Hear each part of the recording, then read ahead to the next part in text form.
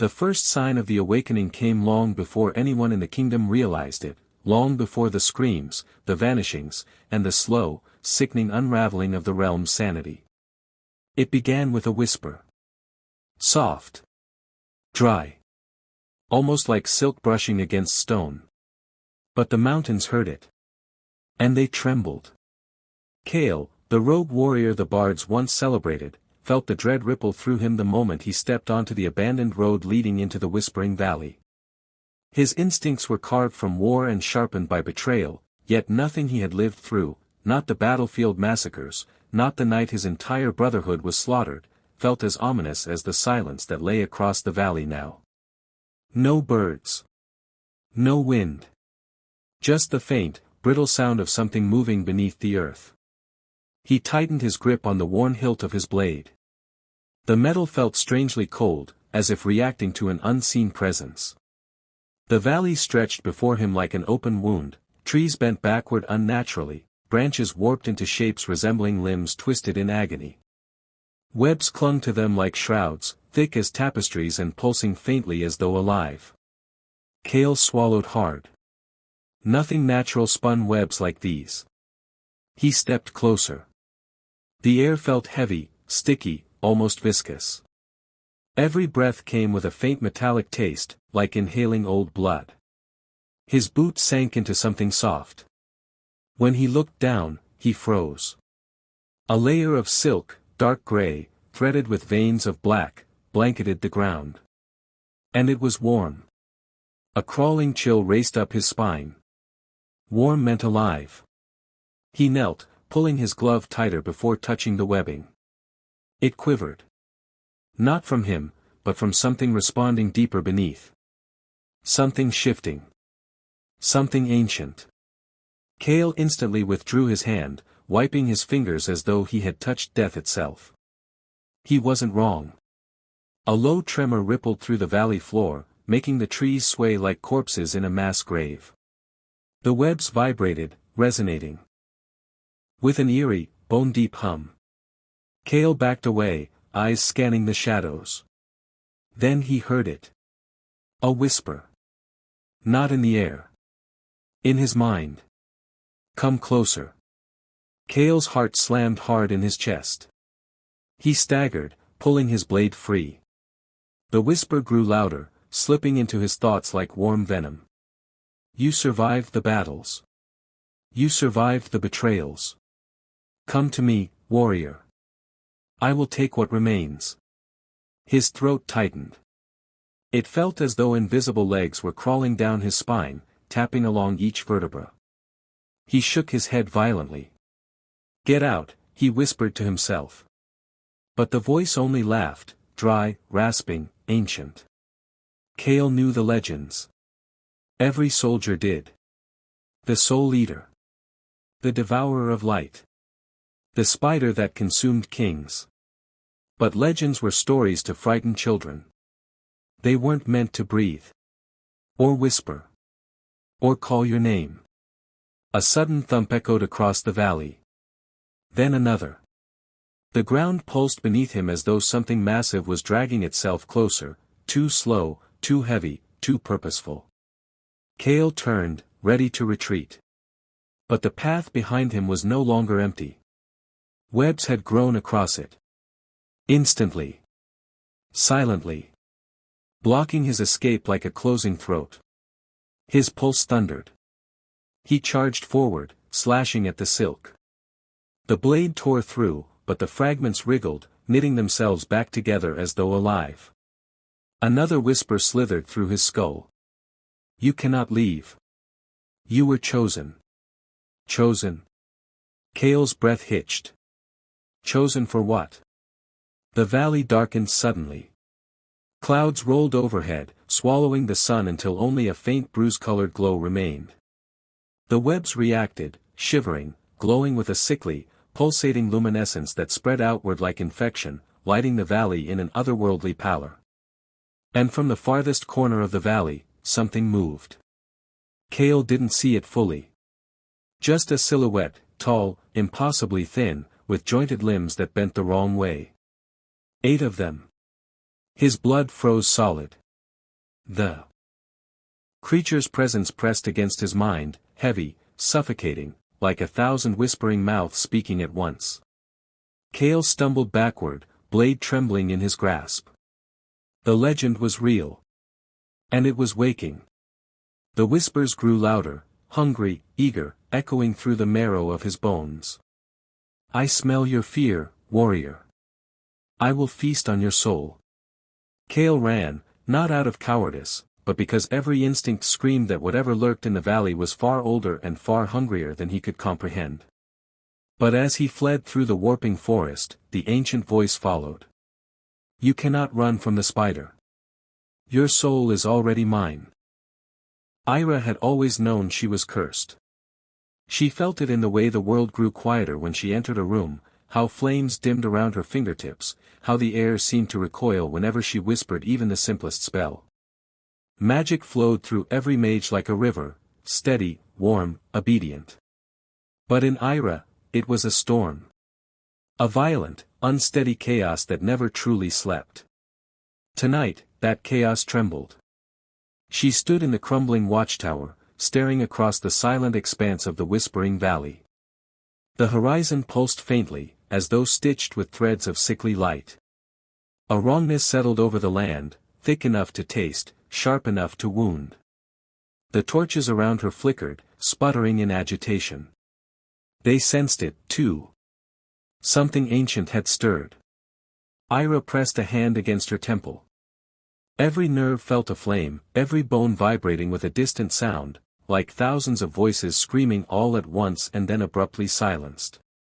She gasped, gripping the railing. Not screams from the living.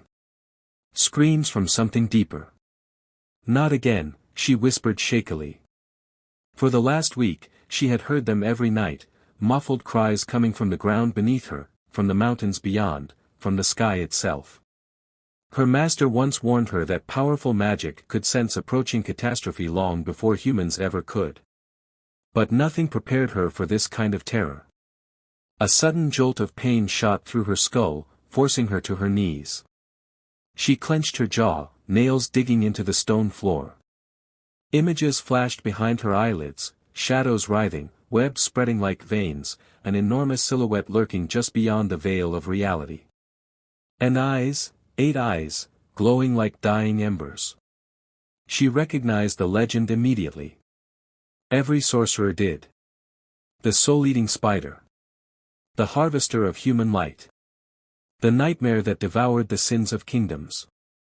Ira had always dismissed the stories as metaphors for corruption and decay. Not literal. Not living. But the vision had been too vivid, too visceral, too real. Her heartbeat thundered. There was only one explanation. The spider wasn't myth. It was awakening. And it was hungry. She staggered to her feet, gripping the cold stone wall to steady herself. Her magic crackled violently beneath her skin, aching to escape. The wind outside shifted abruptly, carrying a faint, eerie whine, like silk tearing slowly, endlessly, in the dark. Ira froze. That sound again. The same sound she'd been hearing for days. It came from the valley. She leaned forward, peering through the cracked window. The faint glow she had seen earlier thickened, pulsing like the heartbeat of some monstrous creature. Webs, massive ones, began climbing the distant trees, the stone cliffs, even the wind itself seemed to drag strands of gray-black silk across the landscape. The valley was becoming a nest. Her stomach twisted. She had to warn the capital. She had to tell someone, anyone, that the ancient curse was real, that the spider had returned. But then the screaming started. Not in her head this time. Not magical echoes. Real. Terrifying. Human. It came from the forest below the tower.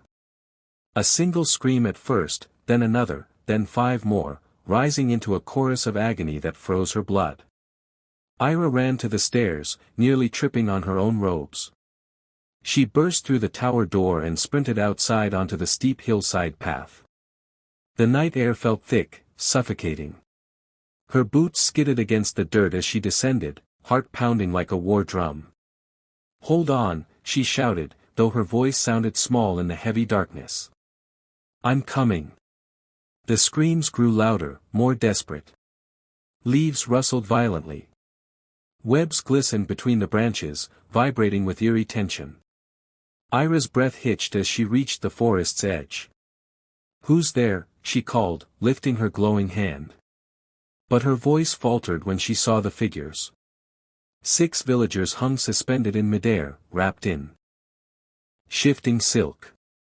Their eyes were open, wide with terror, but their pupils were fading, draining of light. Their mouths moved silently, as though trying to scream but no longer possessing the strength. Their souls were being eaten. A shadow moved behind them. Ira's pulse halted. A colossal limb, jointed, spined, glistening with dark slime, emerged from the darkness. Then another.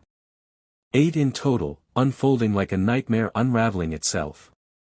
And from behind the writhing limbs, 2 enormous, ember-red eyes blinked open. Her magic surged uncontrollably, reacting to the creature's presence. The spider looked directly at her. And in her mind, a whisper curled like poison.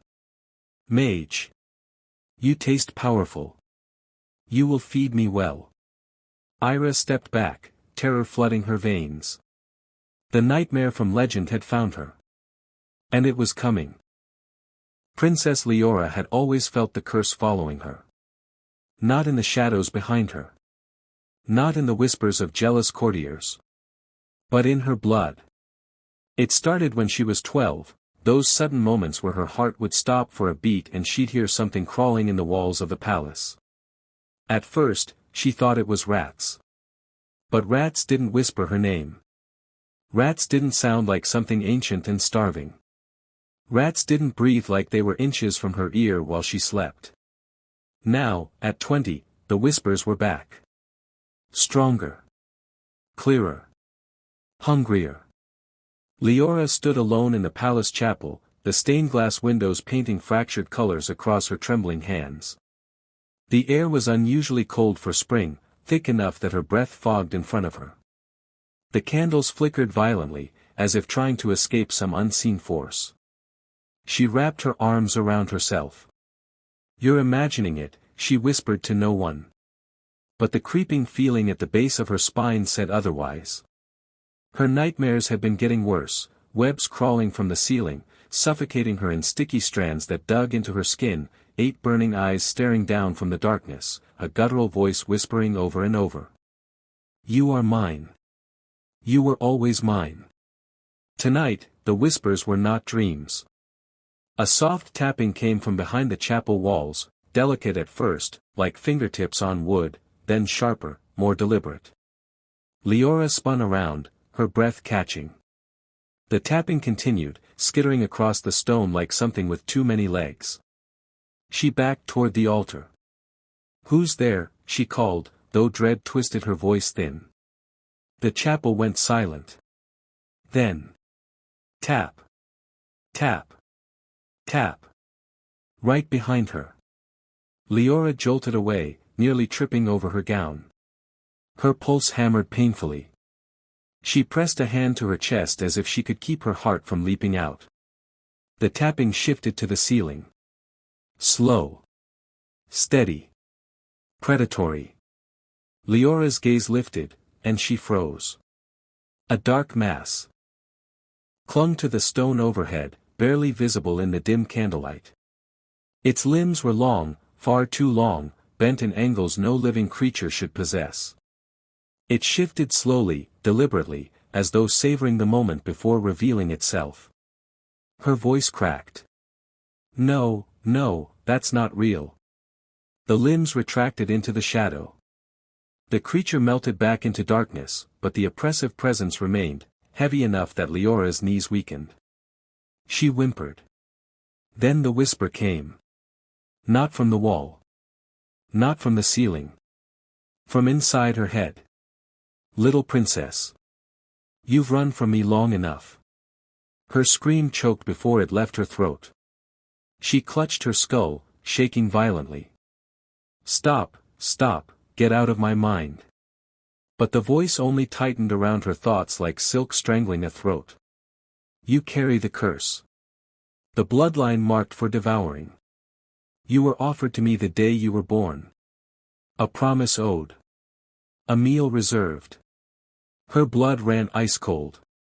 Promised? By whom? A thunderous crack interrupted her panic. The stained glass window behind the altar split down the middle as a thick thread of blackened silk pushed through, stretching the shards apart. More silk followed, sticky, pulsing, alive, spreading across the floor like a growing infection. Leora stumbled back as the webs crawled toward her shoes. Her breathing turned ragged. No, no, please, please don't. Her plea dissolved into a scream as one strand latched onto her ankle. It burned, hot and cold at the same time, sinking into her skin like it wanted to fuse with her. The chapel doors burst open. A palace guard sprinted inside, halberd raised. Princess! Get away from! He never finished. A massive limb shot from the shadows, impaling him through the chest. His body twitched violently as the limb lifted him effortlessly into the air. His scream was swallowed by a horrifying silence as the creature drained him, his skin graying, his eyes hollowing. His soul was being eaten. Leora collapsed to the ground, shaking uncontrollably. The monstrous limb discarded the guard like an empty husk. His body hit the floor with a dull, lifeless thud. Another limb unfurled. Then another. 8 in total, stretching out from the darkness behind the altar. The soul-eating spider emerged only halfway, hiding most of its colossal form, but its eyes, those ember-red, hate-filled eyes, burned directly into her. Princess! Come! It is time to claim what is mine. Tears streamed down her face. She crawled backward desperately. No. I won't. I won't let you take me. The creature laughed in her mind, a dry, ancient rasp that made her entire body convulse. You cannot refuse fate. Your soul was promised. And I have waited, centuries. The candles extinguished all at once. And Leora was swallowed by the darkness that wanted to eat her whole. Kale didn't remember how long he ran, only the sound of webs snapping beneath his boots, the suffocating stench of decay thickening with every breath, and the whisper of the spider gnawing at the back of his mind like a parasite chewing bone. By the time he reached the outskirts of Black Hollow Village, dusk had swallowed the sky. The once bustling settlement now felt like a graveyard. Doors hung open. Windows were shattered inward. Every house was wrapped in strands of dark silk, glistening like veins under moonlight. Kale slowed. Gods! This wasn't a village anymore. This was a feeding ground. He stepped over a collapsed fence and into the main square. The webs there were thicker, almost rope-like, pulled tight across the stones as if something enormous had been dragging prey. The air smelled of rot, fear, and something else, something metallic and burnt. Then he saw the bodies. They weren't dead. Not in the way corpses should be. They were suspended midair, cocooned in hardened silk, their faces visible through translucent layers. Their mouths were stretched open in frozen screams. Their eyes twitched faintly, flickering between moments of life and horrifying emptiness. Like souls half devoured. Kale's stomach twisted violently. Merciful gods, what did this to you? One cocoon twitched. Another let out a faint, wet gasp. He stumbled back. The villagers were still aware. Still trapped. Still clinging to whatever fragments of soul the spider hadn't claimed yet.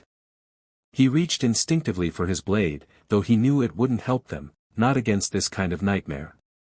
Their souls were being slowly torn from their bodies, not killed, but harvested, piece by agonizing piece. He had seen death in war, but this was cruelty etched into the fabric of the world. A voice broke the silence. You shouldn't be here. Kale spun, blade raised. A hooded figure stepped from behind a collapsed stall. Their face was pale, eyes fever-bright, robes scorched along the edges as though burned by their own magic. A mage. Who are you? Kale demanded. The hood fell. Ira.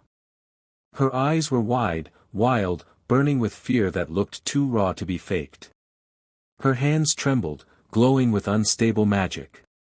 You need to leave, she said. Now. Kale shook his head. These people. They're beyond saving, Ira whispered, her throat tightening. The spider took their souls. But it didn't finish them. It's feeding slowly. He stared at her in disbelief. And you expect me to run? Ira stepped closer. You don't understand. It marked you. The words hit him like a punch to the ribs. What? I felt it, she rasped. The moment it touched your mind. It sees you, Kale. It wants you. Kale's grip tightened on his sword. Let it come. Ira's expression cracked with a mixture of pity and fear. You can't fight something that doesn't live by the laws of this world. As if on cue, a tremor rippled through the square. The webs vibrated violently, singing with a low, eerie hum. The cocooned villagers convulsed in unison, eyes snapping open, mouths moving as if trying to scream but failing. Kale felt the whisper seep into his skull again. Warrior. I smell your defiance. How sweet. How futile. Kale staggered, gripping his head. The whisper felt like claws digging through his thoughts. Ira grabbed his shoulder. Her touch burned cold, charged with frantic magic. Fight it, she urged. But the voice only grew stronger. The mage. The princess. And you. 3 souls intertwined by fate. 3 souls destined to be devoured. Kale forced himself upright, shaking off the invasive voice. We're leaving, he growled. Ira hesitated, glancing at the hanging villagers. What about? We can't help them, he said, though the words tasted like ash. But we can stop what did this. A new sound filled the air. A distant clicking. Rhythmic. Terrifyingly close. Ira's eyes widened. It followed me. Kale readied his blade. From the shadows between the houses, something massive skittered, its limbs scraping stone, its body too large to fit through the narrow streets without bending reality itself. The villagers' eyes rolled back in terror. Their cocoons trembled violently. Ira whispered, voice breaking, run. Kale didn't need to be told twice. The spider was here. And it had come for them both. Kale and Ira ran until their lungs burned and their legs felt like brittle branches ready to snap. The forest swallowed them whole, shadows clinging to their backs like starving hands. But no matter how fast they moved, the clicking followed. Slow at first. Then faster. Then impossibly fast, like something enormous was crawling inches behind them, bending the world with each monstrous step. Ira's breath hitched. It's not running, it's gliding. Kale didn't want to look. Every instinct screamed that turning around would break him. But Ira's trembling voice pushed him to glance. He wished he hadn't. Something vast moved between the trees, larger than any creature should be, slipping through narrow spaces without disturbing a single branch. As if its body wasn't bound by physical form. Its eyes, 8 burning embers, blinked in and out of existence between the trees. Watching them. Hunting them. Left. Kale shouted. They veered sharply, turning down a narrow ravine lined with slick stones. The air grew colder, thicker, almost metallic. Ira stumbled but Kale grabbed her wrist and dragged her forward. Behind them, the spider's limbs scraped the earth. SCRSSH, SCRSSH, SCRSSH. The sound dug into their skulls. Why us? Ira choked out. Why all three of us? Kale didn't have time for answers. He only had one thought. Survive. They burst into a clearing bordered by jagged cliffs. Moonlight spilled down in fractured beams, illuminating a half-collapsed shrine, a sanctuary long abandoned. We can't stay out here, Kale said, pointing. Inside. They sprinted toward the shrine, ducking beneath hanging vines and chunks of fallen stone. A shattered doorway yawned before them, leading into darkness.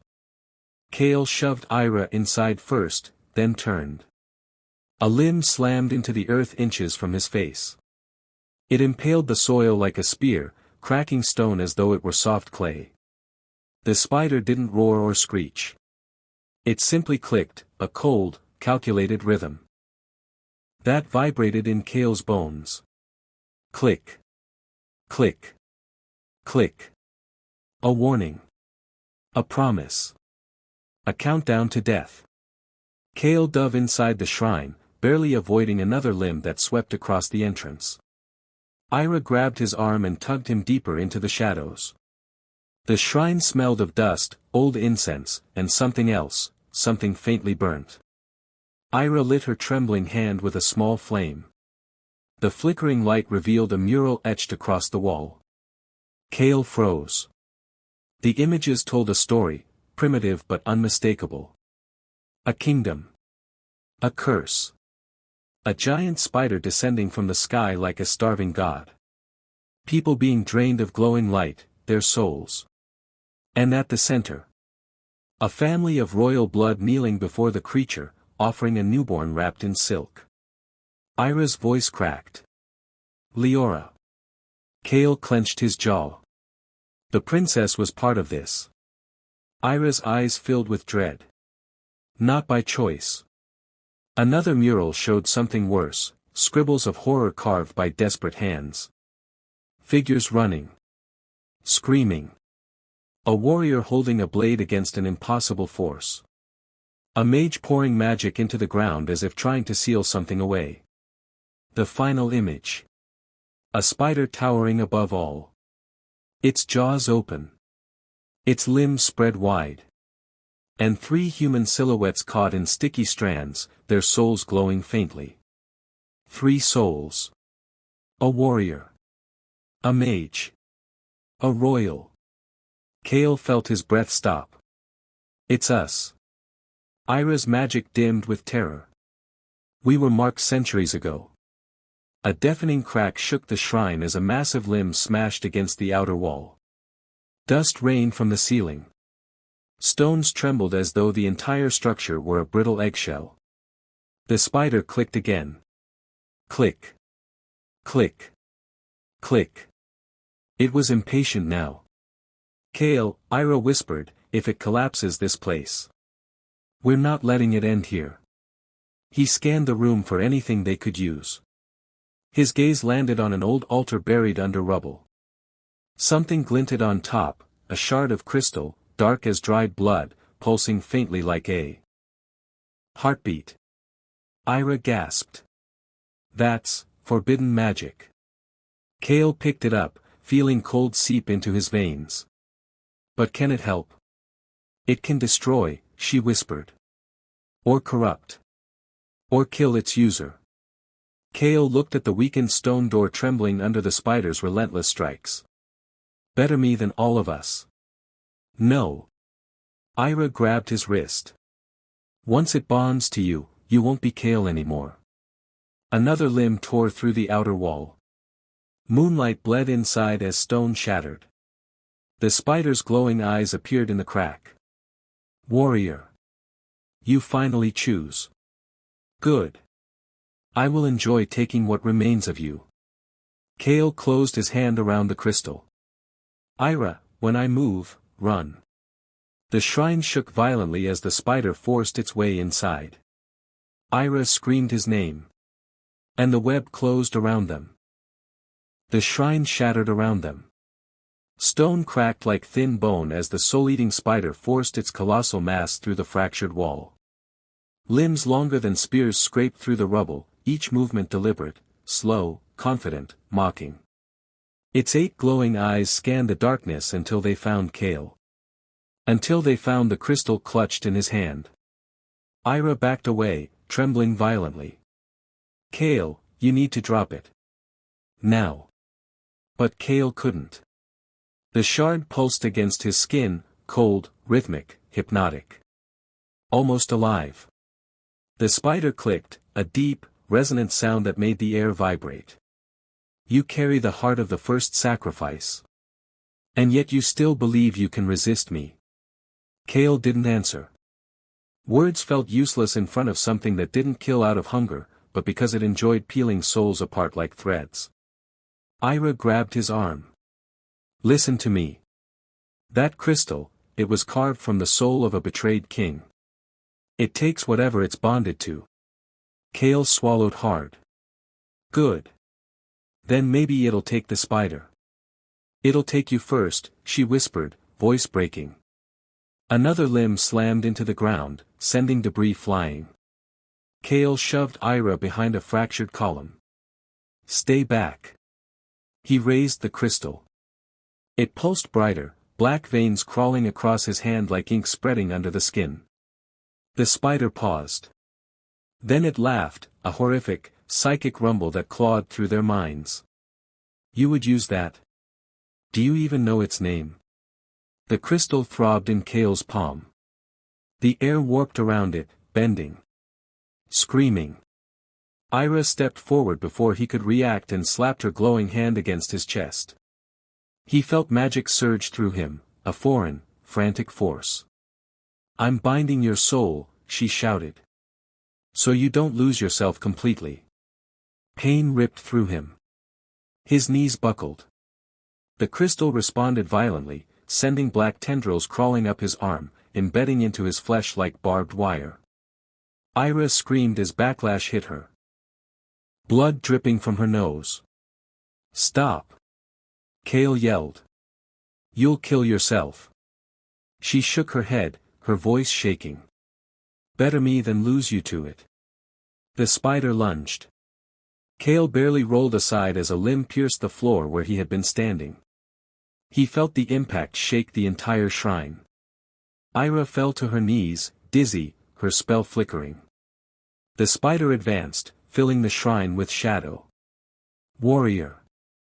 Give me the crystal, and I will devour you quickly. Refuse. And I will savor every scream. Kale gritted his teeth, raising the crystal high. You want this?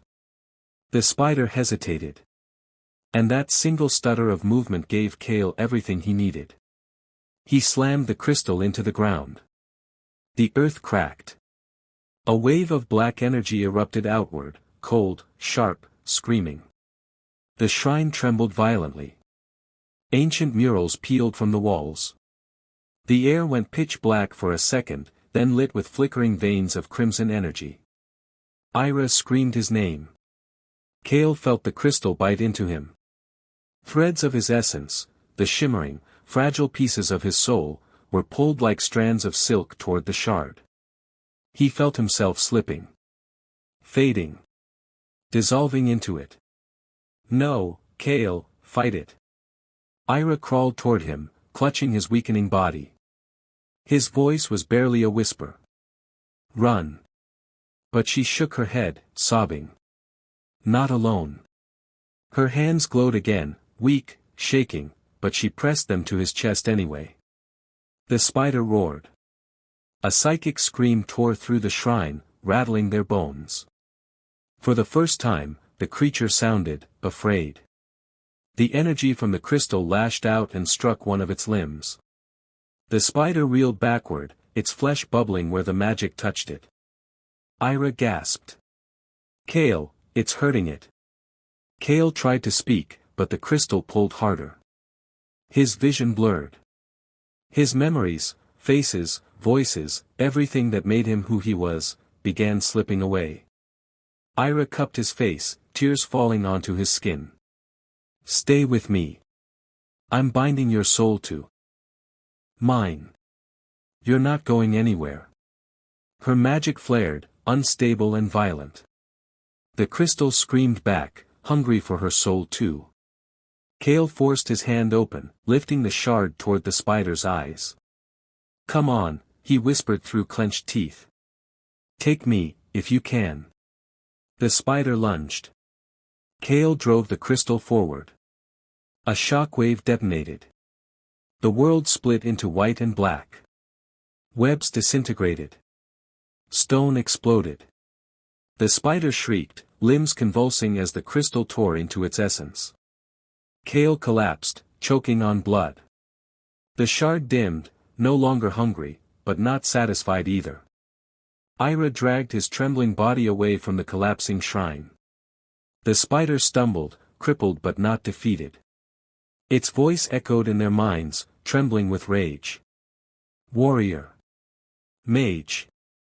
You dare take what is mine. I will peel your souls apart." Slowly. Ira hauled Kale into the forest as the shrine crumbled behind them. Kale's last breath came out weak and broken. "We can't win, not like this." Ira clutched him tighter. "We don't have a choice." Behind them, the spider rose from the rubble, wounded, furious, and hungrier than ever. The sky above the ruined kingdom churned with a sickly red glow, as though the heavens themselves were bruised by the creature awakening below. Winds howled through shattered battlements, carrying whispers of countless souls already devoured. The ancient fortress, once the heart of the realm, now pulsed like a living organ. The walls oozed black threads, veins feeding the colossal nightmare waiting beneath. Arctan, Lyra, and Princess Marin stood before the final descent, a vast circular pit spiraling into the darkness of the underworld. Each step downward felt like sinking deeper into the chest of something alive, something watching. The walls trembled. The kingdom trembled. Reality trembled. "Don't look back," Lyra warned, though her voice quivered. "The souls trapped here sense the living. If you turn, they'll recognize you." Marin's breath hitched. Faces formed in the walls, pale, stretched, screaming soundlessly. Eyes rolled upward to watch them pass. Some mouths opened, mouthing names. Others begged. Others cursed. All were hollow. Arctan tightened his hand around the hilt of his blade. "We end this," he growled. "Or we die trying." "No," a voice whispered from the wall beside him. "You die either way." They froze. The face melted into the wall, leaving only darkness. At the bottom of the spiral lay a cavern so massive it felt like they were standing inside an inverted sky. Threads of webbing crisscrossed the space in impossible directions, bending light and warping gravity. The air vibrated, alive, hungry. And then they saw it. The soul-eating spider. It hung suspended in the center of its colossal web, a terrifying, impossibly ancient mass of chitin, bone, and shadow. Its legs were the size of towers, each ending in barbed hooks that dug into the web with a slow, grinding sound. Its abdomen glowed faintly with the bluish light of trapped souls, each one flickering like a dying star. Its eyes, 12 of them, opened one by one. They were not animal eyes. They were windows. Each pupil showed a different torment, souls screaming, writhing, dissolving into strands of despair that fed the thing's glowing core. Marin stumbled backward, hand covering her mouth. "Gods, it's feeding." Lyra clenched her jaw. This kingdom wasn't cursed. It was harvested. The spider moved, impossibly slow, impossibly silent. Each leg touched the web with a tremble that rippled through dimensions. The air thickened with dread, pressing against their chests.